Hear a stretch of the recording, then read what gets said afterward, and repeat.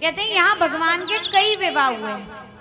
सुखदेव जी से राजा परीक्षित ने सुना, बोले हमने सुना है कि भगवान का जो प्रथम विवाह हुआ वो राक्षसी विद्या से हुआ, तो क्या ये बात सही है? बोले हाँ बिल्कुल सही सुना है। बोले राक्षसी विद्या कैसी? बोले भाग कर।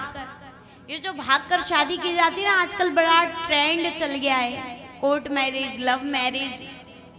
भैया मैरिज तो कहीं की भी हो दिक्कत ही देती है, पर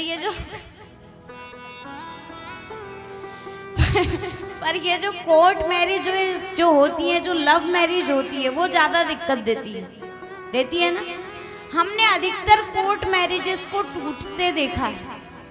इसलिए भैया बढ़िया भगवान के सामने भगवान को साक्षी मानकर पूरे विधि विधान से विवाह करें।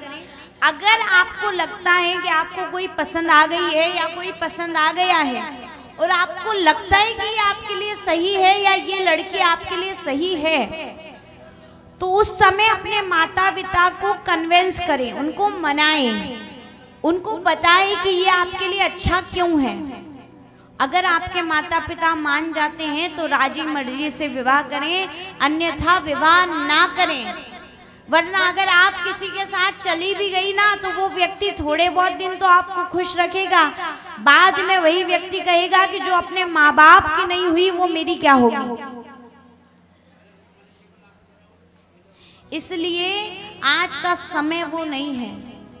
बढ़िया हमारे माँ बाप की मर्जी से अरेंज मैरिजेस करें।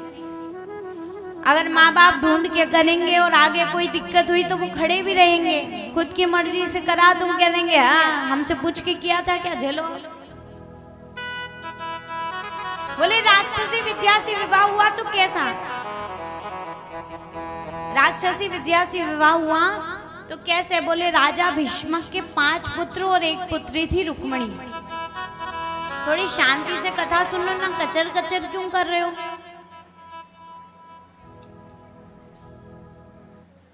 अब रुक्मणी मैया चूंकि वृंदावन बिहारी की इतनी प्रशंसाएं सुनी थी कि उसी समय उन्होंने निश्चित कर लिया राजा भीष्मक ने कि मैं अपनी पुत्री का विवाह भगवान से करूंगा। लेकिन चूंकि अब पुत्र बड़े हो गए तो उनसे सलाह लेना जरूरी है। जब घर में औलाद बड़ी हो जाए तो कुछ काम करें तो उनसे पूछ के भी कर लेना चाहिए। कई बार ऐसा होता है कि बड़े के फैसले छोटों के आगे गलत सिद्ध हो जाते हैं कि नहीं हाँ उसने पहले ऐसा बोला था। तो कहा कि पुत्रों से जब पूछा तो बड़े भाई रुक्मी ने कह दिया कि मैं उस भगोड़े के साथ अपनी बहन का विवाह नहीं करूंगा, मैं उस रणछोड़ के साथ अपनी बहन का विवाह नहीं करूंगा। तो बोले मैं शिशुपाल के साथ अपनी बहन का विवाह करूंगी। यहाँ रुक्मणी जी ने जब से भगवान की प्रशंसाएं सुनी थी, भगवान को अपना वर मान चुकी थी, तो रुक्मणी मैया कहती है कि मैं तो विवाह श्याम सुंदर से ही करूंगी। रुक्मणी मैया जोर जोर से रोने लगी। जब रोने लगी तो उसी समय उनकी भाभी ने पूछा, बोले क्या हुआ? बोले मैं द्वारकाधीश को अपना वर मान चुकी हूँ। तो बोले फिर? तो बोले आप बताइए मैं क्या करूं? बोले सबसे अच्छा है आपने द्वारकाधीश को वर माना है तो उनको एक पत्र लिखो। वो पत्र जब उनके पास जाएगा तो द्वारकाधीश आपको लेने आ जाएगा। रुक्मणी मैया ने बड़ा सुंदर पत्र लिखा,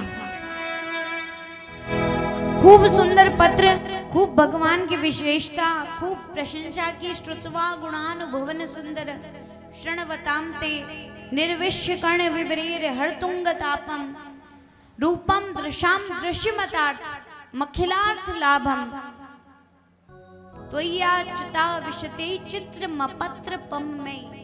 हे गोविंद आपके समान त्रिभुवन में कोई सुंदर नहीं है, आप रूप गुणों की खान हो। मैंने जब से आपके बारे में सुना है मैंने आपको अपना पति मान लिया है। मैं विवाह करूंगी तो आपसे ही करूंगी, आप समय पे आ जाना। अच्छा मैया ने पत्र में ये भी लिखा कि आप समय पे आ जाना, मेरे भाई ने शिशुपाल के साथ मेरा विवाह निश्चित किया है। मैं गौरा पूजन करने इस दिन इस समय पे जाऊंगी, और अगर आप नहीं आए तो कहीं ऐसा ना हो कि शेर का भाग कोई गिदड़ ले जाए। और मैं विवाह करूंगी तो आपसे ही करूंगी। जब मैया ने पूरा पत्र लिखा एकदम कंप्लीट और पंडित जी को दे दिया कि जाओ ले जाके द्वारकाधीश को दे दो। आइए 2 मिनट मैया का पत्र सुनते हैं, इसके बाद विवाह उत्सव में प्रवेश करेंगे। इसी बीच आप